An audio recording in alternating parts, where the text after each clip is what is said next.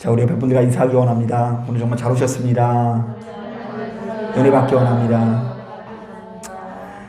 예, 여러분, 갈수록 어수선해지고 그 세상살이가 정말로 힘들어가는 이 세상 가운데 그럼에도 불구하고 우리 주님을 사랑하는 마음을 가지고 이 예배에 참석하시고 참여하는 모든 분들에게 우리 하나님의 은혜와 사랑이 함께 하시기를 주님의 이름으로 축복합니다. 하나님께서 여러분들의 정성과 수고와 열심을 보시고 그에 걸맞는 선물을 반드시 부어주실 줄로 믿습니다. 로마서 2장을 보면 이런 말씀이 있습니다. 하나님께서 각 사람에게 그 행한 대로 보응하시되 참고 선을 행하여 영광과 존귀와 썩지 아니함을 구하는 자에게는 영생으로 하시고 오직 당을 지어 진리를 따르지 아니하고 불의를 따르는 자에게는 진노와 분노로 하시리라. 어때요, 여러분? 많이 들어본 말씀 같나요?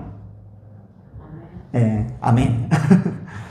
바로 이것은요, 이 사도 바울이 우리 하나님께서 이 세상을 다스리시고 통치하시는 방식을 우리에게 소개하는 글인데요. 자, 하나님께서는 이 세상을 너무나 분명한 인과관계로서 통치하고 계시다라는 이야기를 하고 있습니다. 자, 그러니까 하나님께서 창조하신 이 세상은요, 원인이 있으면 뭐가 있다고요? 결과가 있고, 자, 우리의 눈앞에 펼쳐진 모든 결과는 그에 걸맞는 원인이 있다라는 이야기를 하는 것입니다. 자, 예를 들면요, 콩 심은 데는 콩이 나고요. 자, 팥 심은 데는 팥이 날 수밖에 없고요. 자, 우리가 어떤 물체를 하늘 높이 딱 던지면요, 우리가 막 힘이 솟아서 우주를 뚫고 나가는 것이 아니라 그것이 올라가다가 힘을 다하면 다시 어디로 떨어지게 돼 있어요? 아래로 떨어지는 그런 인과관계가 분명하다는 것입니다. 자, 때문에 제가 이 처음에 신학교 들어갔을 때 우리 믿는 사람들에게 이 가장 유행하는 어떤 집회 자리에서 어떤 표적들이 나왔다고 이야기하자면요, 우리가 열심히 기도하는 가운데 이빨이 금이빨로 변하는 기적이 나타났대요. 여러분 믿으십니까? 자, 우리가 어떤 분들은 열심히 기도하면 우리의 이빨이 금이빨이 변화되고, 또 어떤 분은 목사님한테 안수 기도를 받았더니 손톱이 금손톱으로 변해서 굉장히 큰 이득을 봤다라는 감정을 들은 적도 있는데요. 그거 원하시면 한번 와보세요. 그게 이렇게 손톱이 금으로 변하면 참 좋을 것 같은데, 우리가 그런 기적을 보고서 하나님의 통치를 헤아릴 것이 아니라, 자, 하나님께서 이 세상을 강력한 인간관계를 통해서, 인과관계를 통해서 이 통치하시는 것을 바라보면서 우리는 하나님의 손길을 헤아려야 돼요. 자, 그래서일까요? 오늘 우리가 읽은 본문을 보니까 사도 바울은요, 갈라디아 지역의 이 교인들에게 아주 분명하게 권면을 하고 있는데요. 자, 우리 다 같이 6장 7절 말씀 보니까 이런 말씀이 있어요. 우리 같이 한번 읽어볼게요. 시작. 스스로 속이지 말라. 하나님은 업신여김을 받지 아니하시나니 사람이 무엇으로 심든지 그대로 거두리라. 자, 이게 무슨 말일까요? 하나님께서는 무엇이든지 심는 대로 거두게 하시는 분이니까, 자, 우리가 믿음이라는 이유로 바로 이러한 인과관계를 거슬러서 우리 하나님께 눈속임을 하려고 한다거나, 자, 스스로 이상한 위안을 얻어서는 안 된다라는 이야기를 하는 것입니다. 자, 우리가 예수 믿음에도 불구하고 여전히 내 인생에 좋지 못한 것을 심으면서 내가 하나님 앞에 기도한다라는 이유로 형통을 바라는 것은 옳지 못합니다. 자, 내가 여전히 방탕하고 게으르면서 배부를 생각을 해서도 안 됩니다. 자, 내가 여전히 남을 아프게 하고 상하게 하는 말들을 하면서 화평한 가정을 이루려고 해서는 안 된다라는 이야기를 하는 것입니다. 자, 왜요? 우리가 하나님을 믿는다라는 것은 내가 좋지 못하는 것을 심으면서도 하나님의 권능으로 좋은 것이 나오기를 바라는 것이 아니라, 우리가 하나님을 믿기 때문에 내 안에 있는 좋지 못한 것을 벗어버리고 매사에 더 좋은 것을 심기 위해서 노력하는 것을 의미하기 때문입니다. 자, 우리 한번 따라해 볼까요? 우리는 믿음으로 더 좋은 것을 심을 수 있어야 한다. 하나님께서는 분명히 우리를 사랑하사 우리에게 끝없이 은혜를 베풀어 주시고 기회를 주시는 분인 줄로 믿습니다. 하지만 그렇다고 해서 우리가 아무것도 교정하지 않고 아무것도 달라지지 않으면서 모조리 다 잘 될 것을 기대하는 것은 어리석은 일입니다. 자, 우리가 하나님 앞에서 이제껏 살아온 삶을 교정하길 원한다면 이제는 내게 있는 악한 것을 버리고 좋은 것을 심기 위해서 노력해야 된다라는 이야기입니다. 분명히 말씀드리지만 예수 믿는 우리들은 시간이 흐를수록 우리의 모든 것이 아름답게 변화되기 위해서 노력해야 됩니다. 특히 우리의 말과 행실이 변화되어 되도록 내 인생에 좋은 것을 심기 위해서 노력해야 합니다. 우리의 성품과 기질이 변해야 되고 어디를 가든지 바르고 정직한 삶을 살아가기 위해서 끝없이 노력해야 된다는 것입니다. 자, 오늘 우리가 읽은 본문에도 바로 이것을 분명히 하고 있습니다. 예수 믿는 우리들은 이 땅을 공의롭게 다스리고 주관하시는 하나님의 손길, 인과관계를 믿기 때문에 어떤 삶을 살아야 된다고 이야기합니까? 자, 크게 세 가지가 제시되고 있어요. 자, 먼저 우리 다 같이 8절 말씀을 함께 읽어보도록 하겠습니다. 6장 8절 말씀 같이 한번 읽어봅니다. 시작! 자기의 육체를 위하여 심는 자는 육체로부터 썩어질 것을 거두고 성령을 위하여 심는 자는 성령으로부터 영생을 거두리라. 자, 우리는 여기서 육체라는 단어와 성령이라는 단어에 동그라미를 쳐야 하는데요. 자, 바로 이때 육체라는 단어가 자, 우리가 절대로 심어서는 안 되는 요소들을 총칭하는 말이라고 할 수 있고요. 자, 성령이라는 것은 바꾸어서요, 예수 믿는 우리들이 반드시 심어야 하는 것들의 총칭을 일컫습니다. 자, 그런데 다행히 본문의 전후 문맥을 보면요, 자, 우리가 무엇을 심지 말아야 하고, 자, 우리가 무엇을 심어야 하는지가 자세히 기록되어 있는데요. 자, 먼저 우리가 버려야 하는 육체의 일이 무엇인지를 좀 살펴보려고 하는데요. 자, 한 장 앞으로 가면요, 갈라디아서 5장 19절부터 21절을 보면 이런 말씀이 있어요. 자, 우리 같이 한번 읽어볼게요. 19절부터 21절 시작! 육체의 일은 분명하니 곧 음행과 더러운 것과 호색과 우상숭배와 주술과 원수 맺는 것과 분쟁과 시기와 분냉과 당짓는 것과 분열함과 이단과 투기와 술취함과 방탕함과 또 그와 같은 것들이라.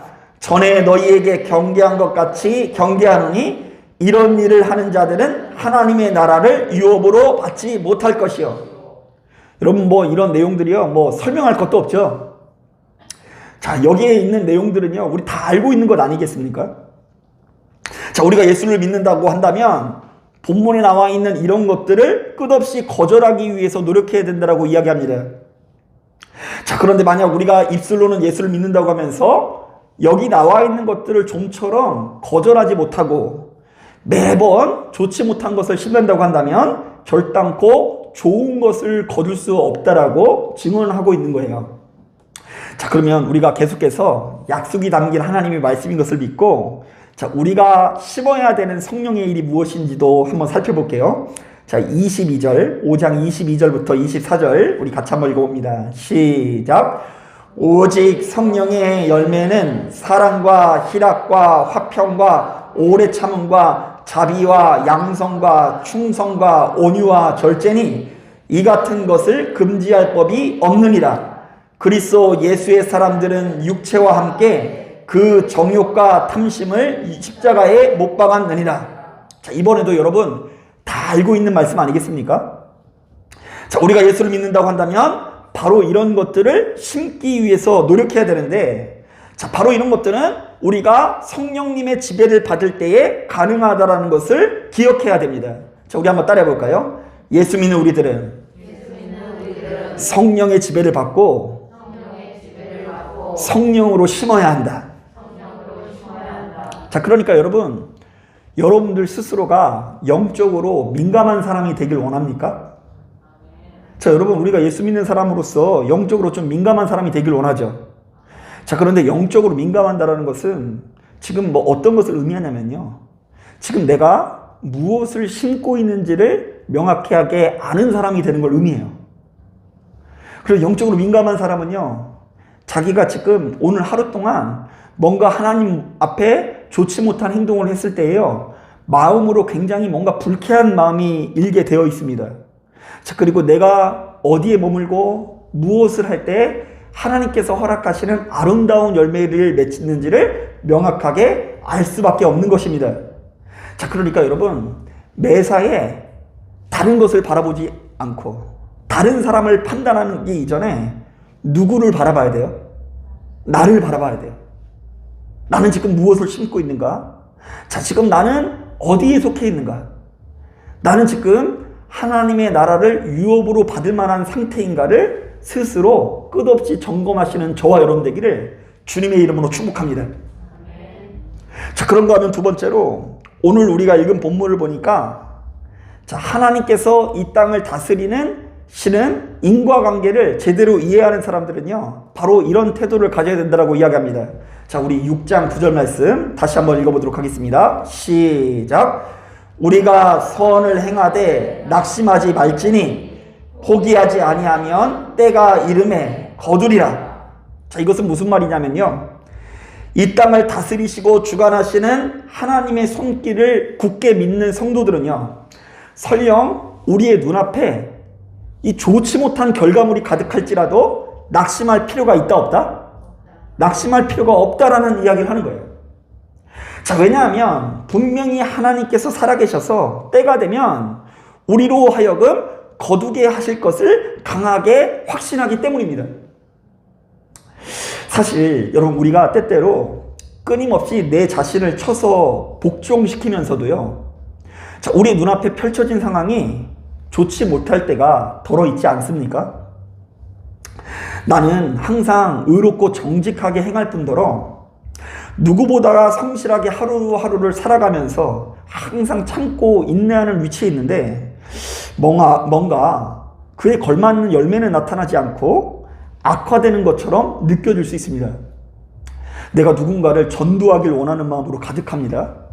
자, 그런데 나를 통해서 내가 정말로 전도하고 싶어하는 사람들은 안 오고요, 내 주변에 있는 나보다 별로 믿음이 좋지 않은 것 같은 사람들만 훨씬 더 좋은 열매를 거두는 것처럼 느껴질 수 있어요. 자, 그러면 우리는 속상해요, 안 속상해요? 속상할 수 있는데, 오늘 본문을 보니까 하나님께서 낙심하지 말고 하나님께서 그럼에도 불구하고 거두게 하실 것을 믿으라고 이야기하는 거예요. 사실 저 같은 경우도 목회를 하면서 바로 이러한 경험들을 자주 하게 되는데요, 사실 저는 목사로서 매일같이 우리의 예배가 은혜의 도가니탕이 되길 원하는 그런 바람을 가지고 있습니다. 할렐루야! 그냥 도가니탕이 아니고 무슨 도가니탕이요? 은혜의 도가니탕. 자, 그래서 저의 한 주간의 일정은요, 늘상 하나님의 말씀을 준비하는 것에 이 초점을 두고 있습니다. 그리고 믿으실지 모르겠지만요, 어떤 때는요, 밤을 코딱 새면서 말씀을 준비할 때도 있어요. 실제로 이제 그 부목 생활하는 친구들이요, 이 저를 보고 이런 얘기를 할 때가 있어요. 자신들은 그 새벽 예배를 돌아가면서 이제 큰 교회에서 부목을 하면 이렇게 새벽 예배를 돌아가면서 인도하던가 수요 예배를 돌아가면서 인도를 하면 그 설교 차례가 왔을 때 엄청 부담이래요. 자, 그래서 부담감을 가지고 이렇게 말씀을 전하는데, 야, 너는 어떻게 맨날 그렇게 말씀을 전하냐? 이렇게 얘기하더라고요. 더욱이 저는요, 목사 안수를 받으면서 담임 목사가 아닌 적이 한 번도 없었어요. 대단하죠? 제 인생에 교회를 2군데를 개척했는데 그 2군데 다 담임 목사예요. 그러니까 저는 평균적으로 일주일에 뭐 적어도 8번, 9번 이상의 이 설교를 하는 사람인 것입니다. 자, 그러니까요, 이런 생활을 한다는 것은요, 사실 뭐 다른 것에 신경 쓸 겨를이 없어요. 누가 좀 와가지고 교회를 조금 이렇게 경영을 해줬으면 좋겠고, 누군가가 좀 여러분들의 이 손바닥을 탁 칠 만큼 이 대단한 행사를 좀 준비해 줬으면 좋겠는 마음이 있어요. 근데 저는 그럴 여력이 없어요. 오늘 끝나고 집에 돌아가면 또 저 뭐 해야 되는 줄 아세요? 내일 새벽 예배 때 저는 말씀 준비하고 오늘 이거 찍은 동영상 이렇게 또 편집해가지고 유튜브에 올리고 그리고 또 내일 하루 종일 또 저는 또 주보를 만들 거예요. 또 주보를 만들면서 뭘 고민하는 줄 아세요? 다음 주에 어떤 말씀 전할까 이거 고민하다가 또 금요일 날에는 또 금요 예배 준비하고 토요일 날에는 뭐 준비해야 돼요? 주일 예배 준비하고 그리고 주일 예배 때 들어가자마자 이렇게 뻗었다가 월요일을 하루 쉬고 또 화요일부터 또 생각을 해야 돼요. 월요일부터도 뭐 생각이 계속 어떤 말씀을 전할지에 관한 문제입니다. 자, 그런데 저 나름대로는 시간을 짜내서 열심을 다해가지고 말씀을 준비하는데 저의 바람처럼 모든 예배가 은혜의 도가니탕이 되는 것은 아닙니다. 자, 더욱이 요즘에 이 코로나 국면에 접어들면서 저도 좀 위기감 같은 것을 비슷하게 느끼는데요. 이 정서 자체가 예배에 안 오는 것도 찝찝하지만 예배를 나오기도 뭔가 이렇게 좀 개운치 않은 상황이 펼쳐지기도 합니다. 하루에 막 7,000명, 5,000명 이상의 이 감염자가 등장하는 이 시기에 저 역시도 뭔가 모이라고 하면서도 너무 많이 모이면 이거 뭐 혹시 나오면 어떡할까 이런 부담감이 이 교회를 너무 사랑하기 때문에 있고요. 또 교회를 사람이 너무 많이 안 오면 뭔가 말씀을 전하면서도 이렇게 신바람이 나지 않는 그런 것들이 이렇게 있게 됩니다. 그리고 나서 이왕 오신 분들은 어찌됐건 뭐 은혜의 도가니탕이 펼쳐지면서 은혜 받기 원하는데요. 저는 열심히 준비했지만 뭔가 은혜가 안 되는 것 같고 저는 분명히 웃긴 얘기를 했는데 아무도 웃어주지 않을 때 그럴 때 크게 상처를 받기도 하고요. 마음에 쪼그라들리는 그런 것들을 이 기분을 느끼게 됩니다. 자, 그러니까 누가 저에게 상처를 준 게 아니라 제가 워낙에 여러분들이 은혜 받기 원하는 사명감을 가지고 있다 보니까 그것이 충족되지 않으면 흔들리기 마련인 것입니다. 자, 그런데 바로 이런 반응을 가지고 이 성도들의 반응을 가지고 좌지우지 되는 가운데에 하루는 제가 말씀을 읽다가 이 본문의 내용이 클로즈업이 된 적이 있는데요. 자, 우리 한번 따라해 볼까요? 포기하지 아니하면 때가 이름에 거두리라. 우리가 선을 행하되 낙심하지 말지니 포기하지 아니하면 때가 이름에 거두리라. 언제 거두게 될지 우리는 알 수 있어요, 없어요? 없어요. 자, 그러나 하나님께서 살아계신다는 것을 믿기 때문에 하나님께서는 공의로운 분이시며 하나님께서는 이 세상을 정말로 철저한 인과관계를 통해서 다스리고 계시다는 걸 믿기 때문에 반드시 내가 심으면 거두게 하실 것을 믿으라는 이야기인 것입니다. 지금 내 눈앞에 큰 열매가 없을지라도 지금 내가 얼마나 참고 얼마나 인내하고 계신지를 우리 하나님께서는 알고 계실 것이며 반드시 그에 걸맞는 응답을 주실 것입니다.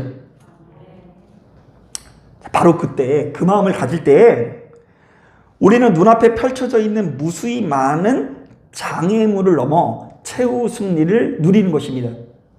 자, 그러니까 예수 믿는 사람들은 날마다 승리하기 위해서 날마다 우리에게 어떤 열매가 있는지를 주목할 게 아니라 지금 내가 얼마나 정직하고 바르게 심고 있는지를 주목할 수 있어야 돼요. 그러니까 내가 심고 있는 게 잘못된 것이 문제이지 내가 잘 심고 있기만 하면 하나님께서 반드시 응답해 주실 줄로 믿습니다. 그래서 괜히 기도하시면서 실족하지 마세요. 실망하지도 마십시오. 스스로를 초라한 사람으로 여기지 마시고 스스로를 열매 없는 사람으로 여기지 마십시오.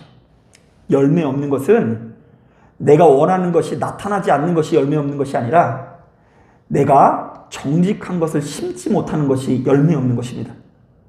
그러므로 여러분, 열매를 정말로 개념을 바꿔서요, 내가 잘 심고 있다고 한다면 모든 결과를 하나님께 맡기면서 때가 이르면 거둘 것을 믿으시는 저와 여러분 되기를 주님의 이름으로 축복합니다. 자, 그런가 하면 세 번째로 10절을 보니까 이런 말씀이 있습니다. 자, 우리 같이 한번 읽어보겠습니다. 시작. 그러므로 우리는 기회에 있는 대로 모든 이에게 착한 일을 하되 더욱 믿음의 가정들에게 할지니라. 자, 우리는 여기서 기회라는 말에 동그라미를 쳐야 하는데요. 자, 우리 예수 믿는 우리들은요, 매사가 하나님께서 주신 무엇인 것을 알아야 한다고요? 기회인 것을 알아야 된대요. 일단 하나님께서 주신 오늘 이 하루가 기회예요. 그리고 지금 내가 마주하고 있는 한 사람 한 사람이 사실은 나에게 주어진 기회임을 깨달아야 합니다. 자, 그렇기 때문에 우리에게 주어진 모든 순간이 사실은 기회인 것을 깨닫는 자들은 매사에 좋은 것을 심기 위해서 노력한다라는 거예요. 특히 어디에서요? 믿음의 과정에서. 자, 우리 다시 한번 읽어볼게요. 우리 10절 말씀 같이 한번 읽어볼게요. 어디에서 그렇게 착한 일을 심어야 된다고 하는지 10절 시작. 그러므로 우리는 기회 있는 대로 모든 이에게 착한 일을 하되 더욱 믿음의 가정들에게 할지니라. 어디에서 좋은 것을 심어야 된다고요? 특히 우리 가정 안에서 내가 좋은 것을 심기 위해서, 믿음으로 심기 위해서 때를 얻든지 못 얻든지 끊임없이 좋은 것을 심기 위해서 노력해야 된다는 이야기예요. 자, 제가 오늘 이 말씀을 준비하는데 일전에 제가 전도사 시절에 함께 사역을 하던 노 목사님께서 저에게 가끔씩 이런 이야기를 해주셨던 것이 기억이 났어요. 잊혀지고 있었던 기억인데, 아이고, 은퇴가 다가올수록 남는 것은 후회밖에 없구만. 은퇴가 다가올수록 뭐밖에 남는 게 없다고요? 후회. 자, 저는 그때는 그게 무슨 말인지 전혀 몰랐는데요. 시간이 지날수록 그래도 그 목사님의 마음을 조금씩 헤아리게 되는 것 같아요. 요즘에 저도 좀 이것저것 후회를 하는데요. 다시 돌아갈 수 없으니까 다 후회하며 사는 것 같아요. 일단 첫 번째로 신학교 다닐 때 나름 공부를 열심히 했는데 조금 더 이판사판 공부해보지 못한 것이 좀 후회가 되고요. 자, 그리고 두 번째로는 좋은 사람들을 사귈 수 있는 기회가 진짜 많았는데요. 저의 연약함과 어리석음으로 인해서 다 이 사람은 저래서 저 사람은 저래서 떠나보낸 거. 자, 그래서 이 사람을 사귈 수 있는 지경을 충분히 노리지 못한 것이 후회돼요. 그리고 또 후회되는 게 뭐냐면요. 지금 저희 아이들 굉장히 여러분들 눈에 어려 보이시죠? 네? 좋은 때 같죠? 그런데 저는 그 와중에 또 후회하는 거 아세요? 왜 그러냐면 애들이 너무 쑥쑥 크는 거예요. 특히 제가 왜 그런지는 모르겠는데 그래도 아들하고 딸하고 1살 차이밖에 안 나는데도 아들은 굉장히 큰 아이 느낌이 들거든요. 첫째는 원래 그런가요? 뭐 듬직해요. 초등학교 3학년 때 듬직하게 느껴져요. 근데 초등학교 2학년밖에 안 되는 막내딸은요, 진짜 아직도 여기에 이렇게 애가 요만했거든요. 초반에 막 태어나면 애가 좀 고구마 비슷하잖아요. 머리가 이렇게 늘어나 있고 고구마 비슷해가지고 막 진짜 여기에 이렇게 제가 안고 있었거든요. 이렇게. 그 느낌이 아직도 있어요. 걔 볼 때마다 지금 오빠보다 더 크거든요. 오빠보다 더 무거워요. 그런데도 이상하게 첫째 아이는 빼빼 말하는데도 뭔가 듬직한 마음이 들고, 이 막내는 제가 뭘 할 수 있을까, 구구단을 외울까, 뭐 이런 마음이 있는 거예요. 그러면서 막 드는 생각이 뭐냐면 너무 아쉽고, 자꾸 요즘에는 막 좀 컸다고 해서 이 아가씨라고 못 만지게 하는 거, 뽀뽀한다 그러면 기가 벌레요. 하루는 그 딸이 와가지고 엄마한테 그러는 거예요. 엄마는 아빠랑 뽀뽀를 해? 이러더라고요. 그래가지고 제가 아니라 사모님이 그럼 하지. 이러니까 하는 얘기가, 나는 입냄새나는 남자랑은 뽀뽀 못할 것 같은데. 이렇게 얘기하니까 너무 커서 웃기기도 하지만 속으로는 어떤 생각이 드냐면, 이제 이 녀석이 나의 입냄새를 맡고 뽀뽀를 안 해주는 지경에 이르렀구나. 너무 아쉬워. 옛날에는 묻지도 않고 수빈아 뽀뽀를 뽀뽀뽀뽀 뭐 했는데, 이제 제 뜻대로 움직여주지 않는 이 아이가 너무 아쉬운 거예요. 제가 이 정도 후회하니 이 자리에 앉아 계신 분들은 얼마나 아쉬움이 남겠어요. 뭐 여러분들보다 훨씬 더 크고 장성하고 똑똑해진 자녀들을 보면서 뭔가 알 수 없는 후회와 내가 좀 더 좋은 사람이 되어주지 못한 것에 대한 뭔가 아쉬움들이 계속해서 찾아올 것입니다. 자, 그런데 따지고 보면 우리가 왜 이렇게 후회하는 줄 아십니까? 그때 그 순간이 다시는 돌아갈 수 없는 유일한 기회였다라는 것을 깨닫지 못했기 때문인 것입니다.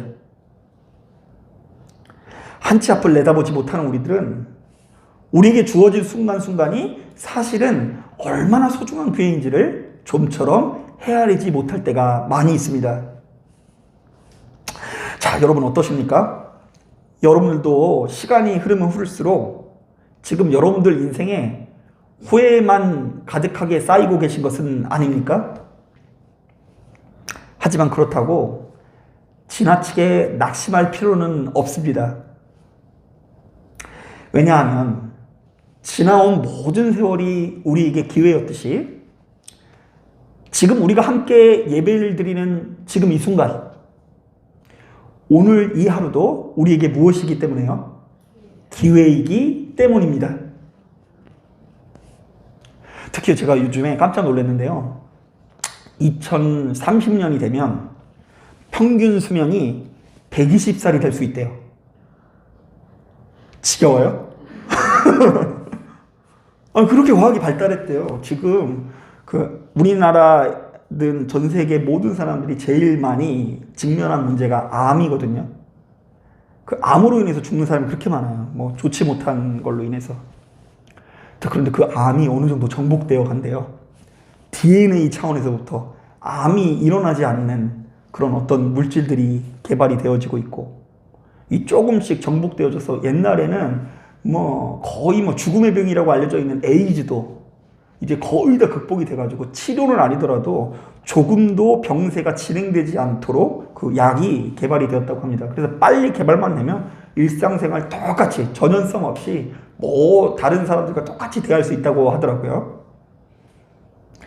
여러분, 우리가 120살을 만약에 산다고 한다면, 자, 지금은 여러분들의 인생은 한 어디쯤 온 것처럼 느껴집니까? 어쩌면 우리가 살 날이 훨씬 더 많은 청년의 위치일 수도 있는 것입니다. 그리고 또 인생이라는 것이요, 오는 데는 순서가 있어도 가는 데는 순서가 있어요, 없어요? 없어요. 젊다고 해서 오래 사는 거 아니고요, 나이가 있으시다고 해서 빨리 주님께 부르심을 받는 거 전혀 아닙니다. 앞으로 우리에게 다가올 그 미래에 좋은 것을 심는 것이 좋은 사람이요, 지혜로운 사람인 것을 우리는 기억해야 됩니다. 우리 한번 따라해 볼까요? 아직 기회는 끝나지 않았다. 자, 여러분들의 인생은 끝난 인생이에요? 아니면 끝나지 않은 인생이에요? 끝나지 않은 인생이에요. 왜냐하면 하나님께서 우리를 사랑하시사 아직도 좋은 것을 심을 수 있는 기회를 허락하셨기 때문입니다. 그래서 가장 슬픈 것은요, 사실 우리에게 이제 더 이상 기회가 없어서 그냥 아쉬움과 후회만 가득한 채로 우리의 인생을 마무리하는 것이 무서운 일이지, 매일같이 기도할 수 있고 말씀을 묵상할 수도 있고 선을 행할 수 있고 사랑을 나눌 수 있고 가치 있는 것을 선택할 수 있는 오늘이 주어진 우리들은 모두가 행복한 사람인 것을 깨달아야 될 줄로 믿습니다.